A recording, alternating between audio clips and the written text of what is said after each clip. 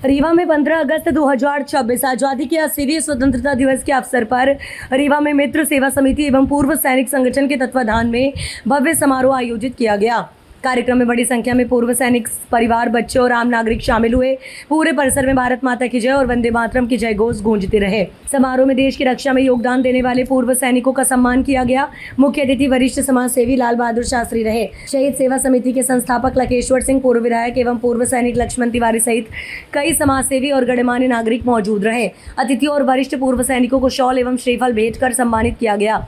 कार्यक्रम में काव्यत्री चौरसिया को ओजस्वी राष्ट्रभक्ति से भरी कविताओं ने माहौल में जोश भर दिया। कार्यक्रम में काव्यत्री चौरसिया की ओजस्वी राष्ट्रभक्ति से भरी कविताओं ने माहौल में जोश भर दिया। वहीं हास्य कवि रामलखन मेघना ने अपनी प्रस्तुतियों से लोगों को खूब गुदगुदाया।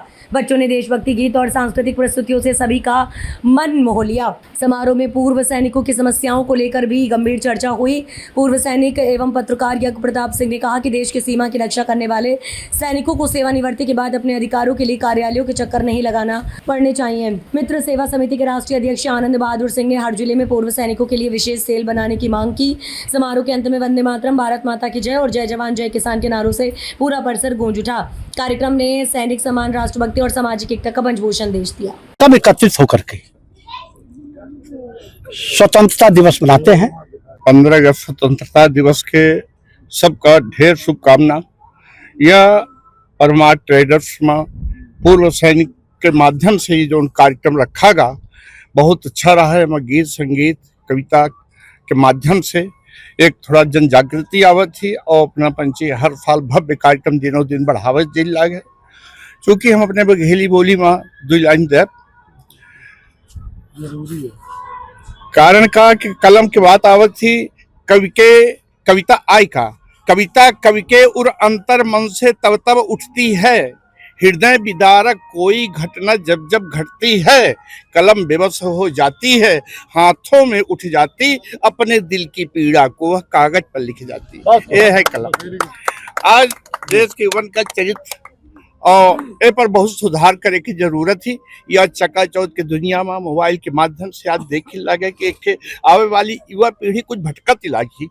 और ये सैनिक, ये तो सैनिक समिति का, सेवा समिति का ये कार्यक्रम था।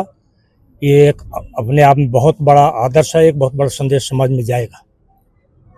आज के इस 15 अगस्त के शुभ अवसर पर, विजय दिवस के शुभ अवसर पर, उन तमाम शहीदों का जो हमारे देश की रक्षा के लिए बलिदान हुए और जाने अनजाने उन तमाम बलिदानियों का, सेनानियों का मैं नमन करता हूँ। जो भी हमारे यहाँ पधारे हुए पूर्व सैनिक मित्र सेवा समिति में सभी का स्वागत, अभिनंदन और देश को ढेर शुभकामनाएं। कहते हैं ना, हर देश में तू, हर भेष में तू, तेरे नाम अनेक तू एक ही है। रंग भूमि जहाँ विश्व भरा, हर खेल में मेल में तू ही तू है। सागर से बना बादल बन के, बादल से फुटा जल हो करके, फिर नहर बनी नदियां गहरी, तेरे भिन्न प्रकार तू एक ही है। तो सब हम एक रहें, नेक रहें, इसी तरह से आगे मनाते रहें। 2 शब्दों में किसी ने कहा था कि हमारे भारत में इतनी जनसंख्या है कि अगर हम सभी एक जगह थूक भी देना तो फिरंगी उसमें डूबकर मर जाएंगे।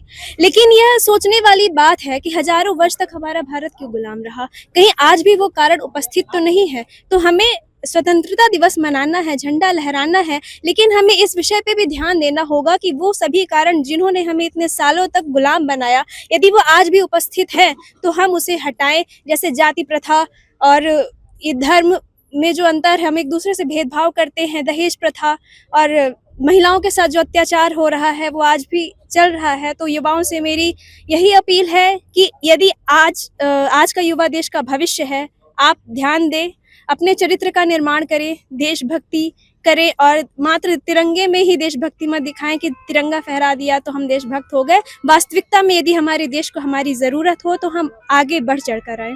युवा को रील में होना चाहिए, रियल में रियलिटी रील में दिखानी चाहिए, फेक नहीं होना चाहिए। चले, एक ही आग्रह है, संदेश है कि इस मिट्टी से तिलक करो, ये धरती है बलिदान की। ये धरती जो है आज जो हम आज़ाद करा कर लाए, हमारे शहीदों ने जो आज़ाद करा कर लाया है, ये पता नहीं कितने लोगों ने शहादत दिया है इस धरती के लिए। और हर वर्ग, हर जाति, हर धर्म के लोगों ने अपनी कुर्बानी दी है। तो उनकी कुर्बानी ना बर्बाद हो, इसलिए हमें खंड खंड में नहीं बंटना है, क्योंकि आज का समय ऐसी ऐसी योजनाएं ला करके गुमराह किया जा रहा है कि लोग खंड खंड में बंटते चले जा रहे हैं। अगर हम खंड खंड में बंटते चले जाएंगे तो फिर वही विदेशी ताकतें हमारे ऊपर आक्रमण करेंगी और फिर आगे वही हाल होगा। इसलिए सब लोग एक रहिए, क्योंकि एक लकड़ी को सब तोड़ सकते हैं, सबने कहानी सुना है, और 50 लकड़ी को, 20 लकड़ी को कोई नहीं तोड़ सकता। इसलिए जो है सब लोग संगठित रहें, एक रहें। जय हिंद। मैं सबसे पहले सद्दे लहराते हुए तिरंगे को नमन करता हूं। देश के उन शहीदों और शहीदी परिवार को प्रणाम और वंदे भारत नमन करता हूं। देश हमारा सदैव शूरवीरों का रहा है, चाहे वो पहले सेना नहीं रही तो अंग्रेज राजाओं की सेना थी। हमारे जो सैनिक थे वो लड़ते थे। आज़ादी के बाद हमारी सेना जो इंडियन आर्मी गठित की गई, जो आज सेना के लिए लड़ रही है।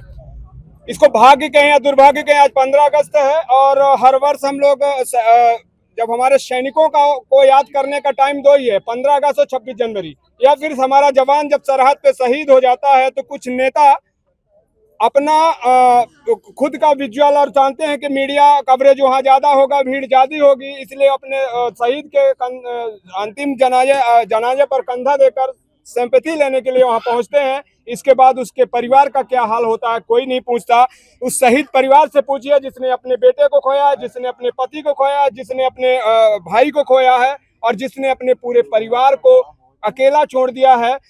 घर में रहने वाला व्यक्ति एक बार मर जाए या खत्म हो जाए तो उसके प्रति लोगों का प्रेम नहीं रहता, लेकिन सरहद पर युद्ध करते हुए जो जवान शहीद होते हैं उसके प्रति सबका स्नेह होता है। और खासकर परिवार में जब वो बूढ़ी माँ जो सदैव अपने बेटे को याद करती रहती है। सबसे बड़ी समस्या यह है, अभी हमारे जिले में रक्षा थल सेना अध्यक्ष आए थे और उनसे मैंने एक सवाल पूछा था कि सर, सरकार और सेना के बीच में एक गठबंधन हुआ था 2006 में, जब सिक्स पे कमीशन लागू हुआ था कि भैया आपको वो सेना में ज्यादा रिस्क है, इसलिए हम सेना के जवानों को 15,500 रुपए का देंगे और स्पेशल भत्ता देंगे, रिक्स अलाउंस भत्ता देंगे। उसी पर जब मैंने सवाल पूछा तो इतना बड़े पद पर बैठा हुआ अधिकारी इतना मतलब कम सोच का सवाल जवाब दे सकता है, मुझे नहीं अनुमान था। थल सेना अध्यक्ष जी ने कहा कि क्या बेसिक पेमेंट से बराबर है, जबकि बेसिक पेमेंट की बात ही नहीं है।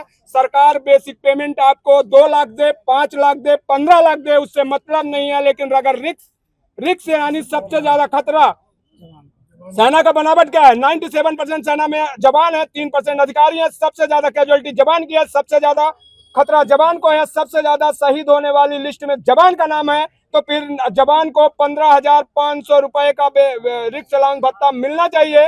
दुर्भाग्य कहें या भाग्य कहें, हमारे देश के उन अधिकारियों को जो देश के संविधान और सेना के नियम को बदलने का पावर रखते हैं, उनको हम कैसे कहें कि किस तरह से हमारे साथ में भेदभाव किया। एमएनएस जो नॉन कम्बेंट अधिकारी है, जिसको वेपन नहीं लागू, उसको 10,500 दे रहे हैं, जो जवान फ्रंट लाइन वर्कर है उसको 5200 रुपए दे रहे हैं। इससे बड़ी शर्म की बात क्या हो सकती है। हमारे देश के प्रधानमंत्री बॉर्डर पे जाएंगे, लड्डू खिलाएंगे, लड्डू खिला देने से किसी की भूख नहीं बढ़ती। सरहद पर खड़े हुए जवान के घर की समस्या को देखना सबसे बड़ी समस्या होती है। सरहद पर जो जवान खड़ा है उसके घर में, फौज में कहावत है कि अगर घर में मैडम और फौज में एडम सही हो, यानी फौज में सही गोला बारूद और घर में परिवार सुरक्षित हो, तो जवान दुगनी ताकत से लड़ सकता है। लेकिन ये दुर्भाग्य है कि हम तो ताकत से लड़ते हैं, लेकिन हमारे घर की जो समस्या है अभी वो समस्या स्थानीय प्रशासन और स्थानीय नेता नहीं कवर पर कराते हैं। इस कारण हम लोग संगठन बनाना पड़ा और लगातार हर वर्ष हम संगठन के माध्यम से सरकार में बैठे कुछ भ्रष्ट अधिकारियों को अवगत कराते रहते हैं। जय हिंद, जय भारत। बहुत बढ़िया, तो धन्यवाद करता हूँ। वंदे मातरम। बस शॉर्ट शब्द में कहते हैं कि जो सम्मान है, जो आज पूरा देश हर साल एक हफ्ते पहले तिरंगामय हो जाता है, मैं इस तिरंगे के साथ जिन्होंने शहादत दी है उनके परिवार को बेहतरीन जो सुविधाएं दी जाए। सैनिक का सम्मान एक दिन के लिए नहीं होता है, उसका जो जैसे बहुत सारे हमने देखते हैं सैनिक का परिवार है, उसके बच्चों को एडमिशन की बहुत सारी समस्याएं होती हैं। जो ऑन सर्विस है, रिटायर फौजी है, शहीदी परिवार है, उसको प्रथम स्थान दिया जाए। देश के सरकार से, देश के जो अहदेदारों से मैं यही अनुरोध करना चाहता हूँ। असली सम्मान वही है, असली तिरंगा दिवस वही है, असली तिरंगा का जो शान है, यात्रा है, उसी जो हम मनाते हैं। अगर ये करना चाहते हैं तो इस सब पर देश के सम्मान है। जय हिंद, जय भारत, वंदे मातरम। इसमें क्या तब्दीली करनी वो चाहिए? अपने वोट बैंक के लिए, जी सैनिकों के लिए कोई सम्मान नहीं करता। जी अभी जो संगठन बना है जी तो मजबूर हो गए हैं, वाह बाकी कोई सम्मान नहीं करना चाहता है। मजबूरी से हम लोग संगठित हुए हैं। संगठन नहीं, पहले रिटायरमेंट के बाद ये कोई चीज ध्यान नहीं देते थे, पर आजकल ये सब देखते हुए कि हमारी सुनवाई नहीं हो रही थी, हर चीज नहीं हो रही थी, इसके कारण जो है तो हम लोग संगठन बनाए हैं और तकरीबन यहाँ यानी 7,000 आपको सरहद में भी जागना है और अपने घर में भी घर में भी तब जागना आपका है। हक मिलता है। तभी हक मिलेगा, नहीं कोई देने के लिए तैयार नहीं है। चलिए, बहुत बहुत हक के लिए मतलब छीनना है उनसे। जी धन्यवाद। जय हिंद, जय भारत। लुटाने वाली जवानी को नमन है, जिसने जीते जी झांसी लुटने ना दी, उस मर्दानी को नमन है। और भारत के कुछ गद्दार जिन गोरों के तलवे चाटते थे, उन गोरों को धूल चटाने वाली छत्राणी को नमन है। उन गोरों को धूल चटाने वाली छत्राणी को नमन है। बहुत बढ़िया। Morning everyone, my name is Devi Singh. Today is 15 August. We are celebrating Independence Day.